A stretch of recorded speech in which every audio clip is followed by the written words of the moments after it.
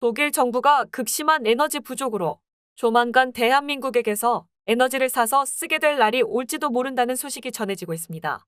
어째서 G7 중 하나이자 산업 강국인 독일이 에너지 부족으로 한국에게 원조를 요청하게 된 것일까요? 러시아가 수출용 천연가스 공급을 줄이면서 독일이 심각한 에너지 위기에 처해 국제적 관심이 쏠리고 있는 와중 세계의 에너지 전문가들이 독일의 구원투수로 대한민국을 뽑아 화제가 되고 있습니다. 독일은 2022년 9월 1일부터 6개월 동안 공공건물의 난방 온도를 섭씨 19도로 제한하고 복도와 로비, 입구 등의 난방기는 모두 꺼야 한다는 정책을 발표했습니다.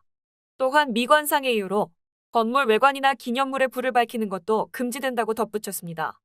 최근 독일에 온 역대급 가뭄으로 내륙 수온의 대동맥이라 불리우는 라인강의 수위가 급격히 떨어져 석탄 운송에 지장을 받으면서 열차를 통한 에너지 수송의 필요성이 긴급해진 상황입니다.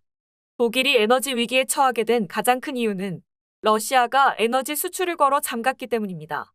러시아는 최근 자국의 우크라이나 침공에 대한 서방의 제재에 대응하기 위해 독일을 비롯한 전 유럽의 천연가스 공급량을 줄였으며 이에 따라 가스 가격이 급등해 독일의 비상이 걸린 것입니다. 특히 독일은 유럽에서도 러시아산 천연가스 의존도가 가장 높은 국가 가운데 하나로 올겨울 에너지 부족 가능성에 대비하기 위하여 난방과 조명 제한 같은 정책을 하며 대체 에너지를 찾기 위해 동분서주하고 있던 와중 세계의 에너지 전문가들이 독일에게 최선의 해결책으로 대한민국을 가리킨 것입니다. 노벨 경제학상 수상자인 조지프 스티글리츠 미국 컬럼비아대 석좌 교수는 독일은 에너지 위기와의 싸움에서 수압 파쇄법을 통해 가스를 추출하거나 원전을 재가동하는 등 모든 수단을 다 동원해야 한다고 지적하며 최근 쾌거를 이룬 한국의 원전을 제시했습니다.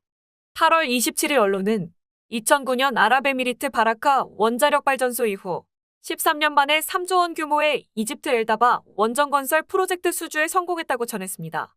한국이 큰 규모의 원전 건설 프로젝트를 수주한 배경을 두고 원전 업계와 전문가들은 세계 최저 수준의 건설 단가와 아랍에미리트의 사막의 원전을 성공적으로 건설한 경험을 원인으로 꼽았습니다. 2021년 기준 한국의 원전 건설 단가는 1kW당 3,571달러로 세계 최저 수준으로 미국이나 프랑스는 물론 국가 차원에서 원전 굴기를 추진하는 중국이나 사우디 원전 수주를 두고 경쟁하는 러시아보다 훨씬 저렴합니다.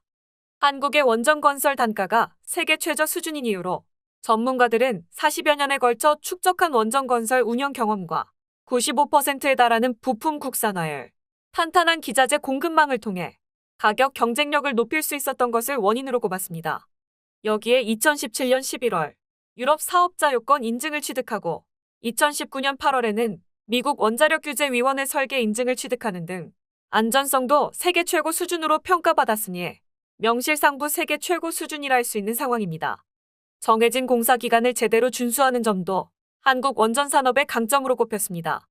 프랑스 원전 기업 아레바는 핀란드 올킬루오토 원전의 준공 시점을 13년이나 못 지켰으며 미국의 웨스팅하우스는 자국 내 보글 원전의 건설을 6년이나 지연시킨 전례가 있는데 비해 대한민국은 바라카 원전을 적기에 준공했습니다.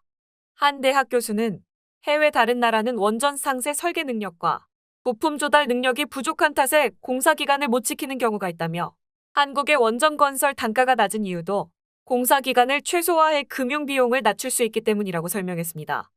한국이 아랍에미리트 사막의 원전을 성공적으로 건설한 경험도 이번 엘다바 원전 프로젝트를 수주한 이유 중 하나로 꼽혔습니다. 원전업계 관계자는 작은 먼지 하나도 원전에 매우 치명적인데 중동 사막의 모래 폭풍 속에서 원전을 지은 나라는 한국이 유일하다며 나름 에너지 강국인 러시아조차 사막의 원전을 지은 경험이 전무하니 원전 파트너로 한국을 택한 것이라고 덧붙였습니다. 아랍에미리트 원전 건설 당시 한국은 사막의 모래바람을 막기 위해 현장에 초대형 텐트를 설치한 것으로 알려졌습니다. 여기에 현장의 모래가 염분이 높은 탓에 500 떨어진 지역에서 모래와 자갈을 공수해온 뒤 얼음으로 식혀가며 콘크리트 타설 작업을 이뤄냈습니다. 정부는 이번 엘다바 원전 건설 프로젝트 수주에 힘입어 체코와 폴란드에서도 원전 수출에 성과를 내겠다는 계획입니다. 이를 위해 탈원전으로 일감이 끊긴 국내 원전 업계가 해외 시장에 진출할 수 있도록 원전 수출 전략 추진위원회를 중심으로 지원을 강화할 방침입니다. 한국수력원자력 사장은 원전 수출 열기를 목표로 제시하며 원전 강국의 새 역사 쓸 것이라고 밝혔습니다. 그에 비해 독일은 메르켈 총리의 노르드스트림 등 러시아와의 밀월 관계를 강화하고 전력 생산에 들어갈 에너지 자원 수입원을 분산 투자가 아니라 천연가스, 석유, 석탄 등 러시아에게 의존하는 구조로 만들어버리는 바람에 푸틴이 독일을 얕잡아 보게 만들었고, 더욱이 최근 우크라이나 전쟁이 발발하자 적극적으로 지원하는 영국과 달리 소극적인 태도를 보여 국제사회의 비판을 받는 행보를 보여왔습니다. 또한 메르켈은 탈원전을 의욕적으로 추진하면서 밝힌 플랜에서 화석연료는 어디까지나 잠시 거쳐가는 기착지일 뿐이며 완전한 친환경 재생에너지 체계로 전환하겠다 하였지만 재임 기간 내내 친환경 재생에너지의 확충은 지지부진했습니다.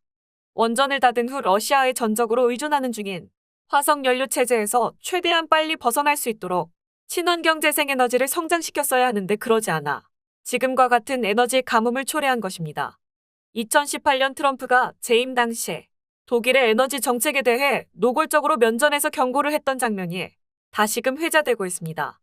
이때만 해도 독일 정부 관료들은 트럼프의 경고에 모두 코웃음을 치며 대놓고 무시했던 장면이 모두 영상 기록으로 남아있으며 현재 독일의 상황과 맞물려 재조명되고 있습니다. 스티글리츠 교수는 또한 나는 원전 기술의 팬은 아니지만 원전 가동을 연장하거나 이미 가동을 중단한 원전을 재가동하면서도 안전을 보장할 수 있다면 지금 바로 나서는 게 절대적으로 합리적이라고 말하며 독일의 멍청한 선택을 지적했습니다. 독일과 한국의 성공적인 에너지 협력 관계를 기원하며 오늘 준비한 영상은 여기까지입니다. 시청해주셔서 감사합니다.